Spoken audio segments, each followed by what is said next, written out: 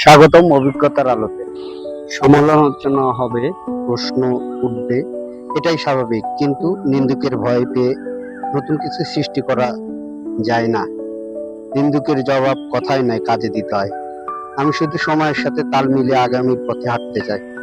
আমার কর্মজীবনের অভিজ্ঞতা, ভ্রমণের গল্প, জীবনের শিক্ষা, বাস্তব উপলব্ধি সবার সঙ্গে ভাগাভাগি করতে চাই।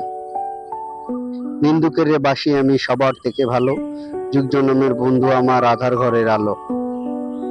আজ অনেকেই দেখছেন আমি ইউটিউবে চ্যানেল খুলেছি, শর্ট ভিডিও বানাচ্ছি, ফেসবুকে রিলস তৈরি করছি।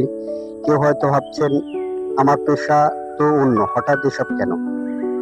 আসলে আমি বিশ্বাস করি সময়ের সঙ্গে নিজেকে এগিয়ে নিতে হয়। শেখার কোনো শেষ নেই, আর নতুন কিছু করার বয়স নেই।